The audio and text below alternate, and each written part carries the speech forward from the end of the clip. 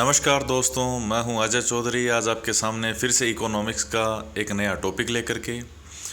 देखिए दोस्तों, ये जो टॉपिक है ये आपके हर एग्ज़ाम के लिए महत्वपूर्ण है। इसमें फैक्ट पूछे जाते हैं, चाहे यूपीपीएस हो, UPSC, PSC, RPSC, RS, first grade, second grade, lecturer, bank, railway, teacher. हर एग्ज़ाम के दृष्टिकोण से मानव विकास सूचकांक एक कॉमन रहता है पॉइंट ही। तो देखिए, इस टॉपिक में आज हम बात करेंगे मानव विकास सूचकांक के बारे में, HDI यानी ह्यूमन डेवलपमेंट इंडेक्स। देखिए, मानव विकास सूचकांक के बारे में ये है कि इसका जनक कौन माना जाता है। तो सबसे पहले इसका जो जनक है वो मकबूल उल हक को माना जाता है। ये पाकिस्तान के थे और 1990 में इन्होंने पहली बार HDI की बात की थी, तो इनको इसका जनक माना जाता है। उसके पश्चात कि अंतर्राष्ट्रीय स्तर पर इसके जो आंकड़े हैं, HDI जारी कौन करता है, वो है UNDP। ये यूएनओ का ही एक उपक्रम है, यूनाइटेड नेशन डेवलपमेंट प्रोग्राम, संयुक्त राष्ट्र विकास कार्यक्रम। इसके द्वारा HDI जारी किया जाता है, इसके आंकड़े जारी किए जाते हैं। इसके पश्चात भारत में HDI किसके द्वारा जारी किया जाता है। तो देखिए, पहले जब तक योजना आयोग था तब तक योजना आयोग जारी करता था, और उसके पश्चात योजना आयोग की जगह नीति आयोग ने उसका स्थान ले लिया। तो वर्तमान में ये आंकड़े जारी कौन करेगा, ये नीति आयोग करेगा। और भारत HDI के आंकड़े कब से जारी करता है, 2002 से। उसके पश्चात हम बात करते हैं कि भारत में सबसे पहले किस स्टेट ने अपने आंकड़े जारी किए थे HDI के, तो वो मध्य प्रदेश ने जारी किए थे 1995 में। राजस्थान ने इसकी शुरुआत कब की थी, तो राजस्थान में HDI का आंकड़े जारी करने की शुरुआत की गई थी 2005 में। उसके पश्चात हम आते हैं जो कि सबसे महत्वपूर्ण क्वेश्चन है, और वो ये आता है कि HDI जारी करने का आधार क्या है। तो इसकी एक शॉर्ट ट्रिक है, ये आप ध्यान में रखें, लाई, LIE। लाई का वैसे मतलब समझते होंगे, लाई का मतलब होता है झूठ बोलना।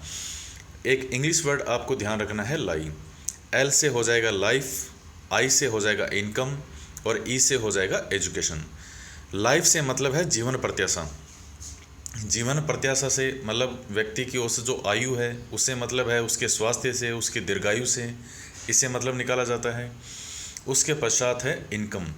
इनकम में आता है कि उस व्यक्ति की, उस देश के व्यक्ति की प्रति व्यक्ति आय क्या है, और प्रति व्यक्ति आय के द्वारा ही उस व्यक्ति का जो रहन स्तर है उसका अंदाज़ा लगाया जाता है। तो चाहे रहन स्तर की बात हो, चाहे प्रति व्यक्ति आय की बात हो, इनकम दूसरा पॉइंट है इसमें। फिर आता है ई से हो जाएगा एजुकेशन। उस देश में शिक्षा का स्तर कैसा है, क्या वो बढ़ा है, पहले जितना है, या उसमें वृद्धि हुई है। शिक्षा के स्तर की जगह कभी कभी ज्ञान भी लिखा जाता है, तो इससे आपको भ्रमित होने की आवश्यकता नहीं है। तो ये मेन चीज़ें हैं, इसके बारे में ये आपको ध्यान में रखनी है कि सबसे पहला इसका जनक किसको माना जाता है। 1990 में मकबूल उल हक को पाकिस्तान के। अंतर्राष्ट्रीय स्तर पर इसके आंकड़े जारी करता है UNDP। इसके अलावा भारत में HDI के आंकड़े जारी करता है नीति आयोग। सबसे पहले भारत में अलग किसने किया था, MP में 1995, राजस्थान में 2005 से। HDI जारी करने का आधार क्या है, LIE यानी लाइफ, इनकम, एजुकेशन। दीर्घायु, जीवन प्रत्याशा, स्वास्थ्य, या इनकम में प्रति व्यक्ति आय, रहन स्तर आ जाएगा, और ई से हो जाएगा एजुकेशन। तो इस फार्मूले को आप ध्यान में रखें। इसको आप अगर ध्यान में रखेंगे तो आप HDI का क्वेश्चन कभी भी गलत नहीं करेंगे।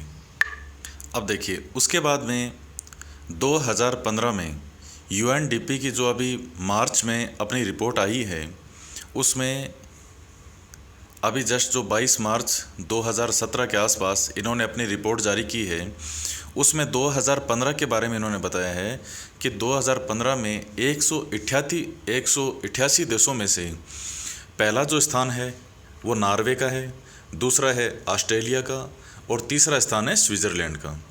इसमें भारत का स्थान है 131, 131वां स्थान है।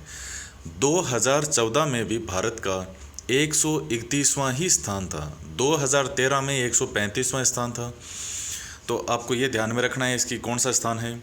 अब देखिए, इसमें 4 कैटेगरी आती है कि कौन सा देश किसके अंदर आएगा। जो इस मानक के अंदर आएगा वो अति उच्च में गिना जाएगा। जैसे नॉर्वे, ऑस्ट्रेलिया, स्विट्ज़रलैंड ये इसमें आते हैं। फिर उच्च आएंगे, फिर मध्यम और फिर है निम्न। तो देखिए जो मध्यम है उसमें 0.541 से 0.699 तक, इसके बीच में जो कंट्रीज आएगा वो मध्यम के अंदर उसकी काउंटिंग होगी। तो इसमें भारत का जो काउंटिंग है, भारत का जो नंबरिंग है वो है 0.624। ये 2015 का है। आपके लिए बिल्कुल करंट का क्वेश्चन है। जो भी आगामी एग्ज़ाम है अभी 2017 में, उन सब के लिए करंट का क्वेश्चन है बिल्कुल। ये जो अभी आपको समझाया जा रहा है ये पूरा पूरा करंट से रिलेटेड है। तो भारत जो है वो मध्यम के अंदर आता है, मध्यम में इसकी काउंटिंग होती है।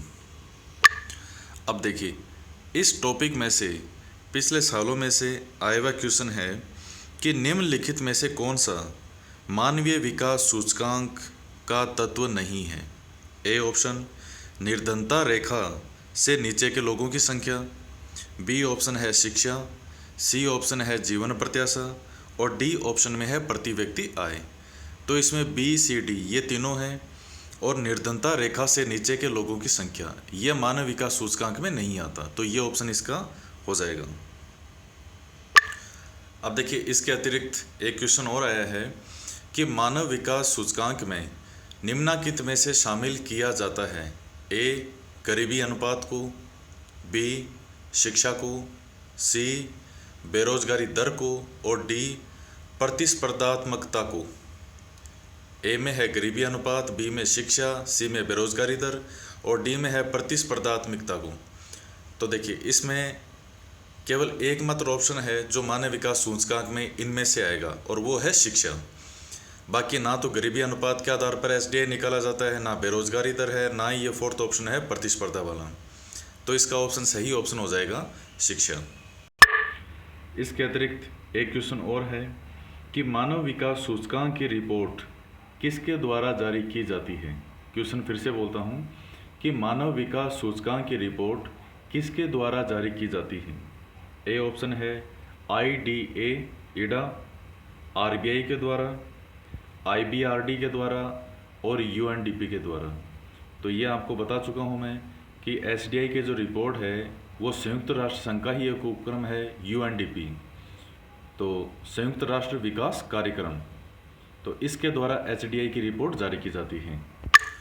इसके अतिरिक्त देखिए बेरोजगारी वाला जो टॉपिक था उस टॉपिक में से एक क्वेश्चन आया हुआ है कि निम्नलिखित में से भारत में बेरोजगारी के माप की विधि नहीं है। क्वेश्चन फिर से सुनिएगा, निम्नलिखित में से भारत में बेरोजगारी के माप की विधि नहीं है। ए ऑप्शन है सामान्य स्तर, बी चालू दैनिक स्तर, सी चालू साप्ताहिक स्तर और डी श्रम घंटा विधि। तो इसमें देखिएगा हमने पढ़ा था कि सामान्य स्तर भी आता है, चालू दैनिक स्तर भी आता है जो कि भारत में अपनाया जाता है, और चालू साप्ताहिक स्तर है। ये तीनों बेरोजगारी को मापने के तरीके हैं, उनकी विधियां हैं। लेकिन श्रम घंटा विधि ये कोई विधि नहीं है, इसलिए इसका ऑप्शन हो जाएगा डी। आप देखिए इसके अतिरिक्त बेरोजगारी से जो रिलेटेड है वो कुछ और भी क्वेश्चन थे कि जो लोग दी जा रही मजदूरी पर काम नहीं करना चाहते वे होते हैं ऐच्छिक बेरोजगार, भिन्नात्मक बेरोजगार, आकस्मिक बेरोजगार, मौसमी बेरोजगारी। तो इसका हो जाएगा ऐच्छिक बेरोजगार, क्योंकि जो दर उनको दी जा रही है उस पर वो काम नहीं करना चाहते हैं, तो वो ऐच्छिक बेरोजगार हैं। नेक्स्ट क्वेश्चन है भारत में अधिकांश बेरोजगारी है स्वैच्छिक, संरचनात्मक, भिन्नात्मक और तकनीकी। इसके बारे में हम बात कर चुके हैं कि भारत में संरचनात्मक बेरोजगारी पाई जाती है। नेक्स्ट है संरचनात्मक बेरोजगारी का कारण है अविस्फीतिक स्थिति, औद्योगिक जटिलता, कच्चे माल की कमी और अपर्याप्त उत्पादन क्षमता। तो संरचनात्मक बेरोजगारी का कारण हो जाएगा डी अपर्याप्त उत्पादन क्षमता। इसके अतिरिक्त रोजगार की एक ऐसी स्थिति जिसमें एक व्यक्ति दृश्य तौर पर रोजगारशुदा होता है लेकिन उत्पादन के प्रति उसका योगदान लगभग शून्य होता है। तो ये आप समझ गए होंगे, ए संरचनात्मक, बी लाइलाज, सी छिपी हुई और डी चक्रीय। तो इसका आंसर हो जाएगा सी छिपी हुई। नेक्स्ट आता है नई मशीनों के प्रवेश, उत्पादन की विधियों में सुधार, श्रम बचाने वाले तंत्र आदि के कारण होने वाली बेरोजगारी को कहते हैं। तो इसका हो जाएगा प्रौद्योगिक बेरोजगारी। इसके अतिरिक्त हम आते हैं कि जब कुछ श्रमिक बदलते समय अस्थायी रूप से काम से अलग हो जाते हैं तो ऐसी बेरोजगारी को क्या कहते हैं। तो इसमें है भिन्नात्मक बेरोजगारी, चक्रीय बेरोजगारी, संरचनात्मक बेरोजगारी और प्रौद्योगिकी बेरोजगारी। तो देखिए इसमें है कि व्यवसाय के बदलने से, तो वो हमारा था भिन्नात्मक बेरोजगारी। फिर है भारत में अधिकतम बेरोजगारी प्रकार की है, तो इसका डायरेक्ट बता देता हूँ, संरचनात्मक बेरोजगारी। ये हम बहुत बार पढ़ चुके हैं। तो इस प्रकार से हमने जो मेन टॉपिक हैं हमारे, वो आज कवर किए, इम्पोर्टेंट क्वेश्चन कवर किए हैं। और आप इसी तरह हमसे जुड़े रहिए। जिन्होंने यूट्यूब चैनल हमारा सब्सक्राइब किया है उनका बहुत बहुत धन्यवाद, और जिन्होंने अभी तक हमारा चैनल सब्सक्राइब नहीं किया है वो इसको सब्सक्राइब ज़रूर करें, ताकि आपको हर न्यू वीडियोज़ की अपडेट मिलती रहे। और नेक्स्ट वीडियो में हम फिर मिलते हैं एक नए टॉपिक के साथ। तब तक के लिए धन्यवाद।